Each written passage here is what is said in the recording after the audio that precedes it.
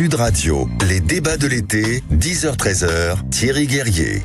Après le prix de l'électricité qui nous touche tous, un autre débat. Alors c'est un peu plus éloigné bien sûr, on va parler du Venezuela, mais c'est tout de même un sujet qui nous passionne et vous verrez pourquoi. Parce qu'évidemment, Nicolás Maduro, le président sortant du Venezuela, qui semble avoir été, en tout cas ce sont les déclarations officielles, réélu, mais c'est contesté par l'opposition, on vient de le voir. Eh bien Nicolás Maduro est quelqu'un qui est soutenu par Jean-Luc Mélenchon en France. Ça fait débat au moins au sein de la gauche française. Alors Nicolás Maduro, le président sortant du Venezuela, a-t-il volé sa réélection? C'est la question qu'on peut se poser. C'est un des débats, en effet, cet été. Avec nous, Mériadec Raffray, bonjour. Bonjour Thierry. Bonjour, vous êtes, je le rappelle, un confrère journaliste, rédacteur en chef du service international du magazine Valeurs Actuelles, et vous êtes un grand connaisseur de l'Amérique latine. Au fond, quel est le vrai débat qu'il y a au sein de cette élection? Parce que, après tout le monde peut contester une élection et en même temps, les services publics de l'autorité locale au Venezuela, on ne peut pas vérifier ici si l'élection est valide ou pas. Quelle est la crise qui s'est déclenchée aujourd'hui au Venezuela? Exactement. Et vous avez, pour continuer ce que vous avez, votre introduction, en fait, ce sujet, c'est un sujet évidemment de politique interne, d'équilibres internes, de fonctionnement de la démocratie à la vénézuélienne, mais c'est aussi un sujet de politique au sens international du terme. Ouais. Voilà, c'est ça. Mais surtout, et je pense que c'est là le plus intéressant pour vos auditeurs, c'est aussi un dossier qui a des enjeux géopolitiques importants. Le Venezuela, en fait, est un espèce d'îlot, en fait, qui est comment dirais-je, qui est articulé avec ce qu'on appelle aujourd'hui le nouveau Sud global, c'est-à-dire le Venezuela est un ami de la Chine, le Venezuela est un partenaire de la Russie, et le Venezuela est une épine dans le pied américain en Amérique du Sud. Mais commençons, si vous voulez bien, par les faits. D'où vient la contestation de l'élection, alors même que le président de gauche du Chili conteste à son ami ou camarade Nicolás Maduro la véracité de l'élection? C'est basé sur quel fait? Rappelez-nous avant qu'on analyse géopolitiquement la situation. Le contexte est connu. On a aujourd'hui un président dictateur qui s'appelle Maduro. Il souhaitait faire un troisième mandat présidentiel et il avait notamment négocié avec les Américains la capacité à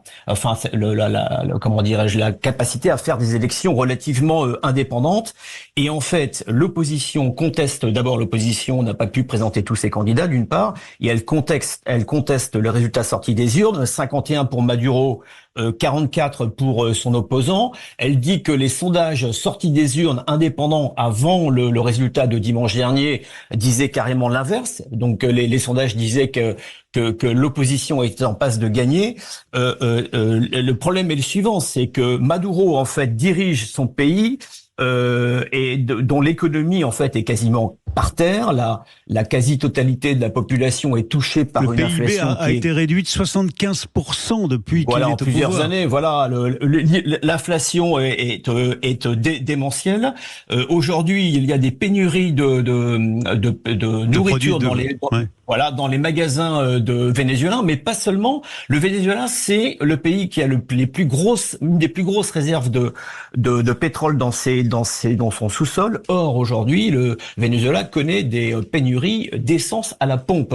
C'est vous dire la manière dont ce pays est géré. Ce pays est en fait mité par la corruption, par les passe-droits. Un certain nombre de féodaux tiennent ce pays. Et Maduro il est soutenu alors par la Russie, par Cuba, par la Chine, par l'Iran, l'alliance bolivarienne. Mais aujourd'hui, les États-Unis et les démocraties sud-américaines qui ont envoyé des observateurs pour suivre les élections disent que finalement l'élection a été tronquée, et en particulier parce que les citoyens qui avaient émigré en Colombie, le pays à côté, n'ont pas pu revenir voter.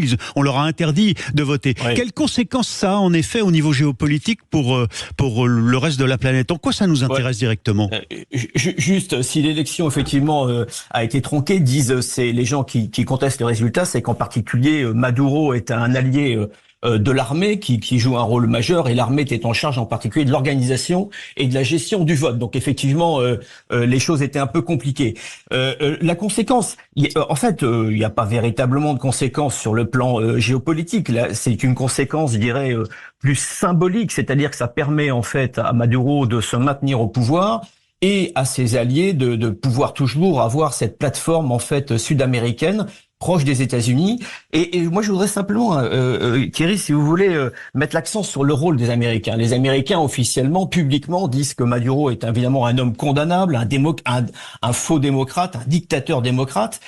Les Américains jouent un rôle bizarre. En 2022, Chevron, qui est la grande compagnie, une des grandes compagnies internationales de pétrole, a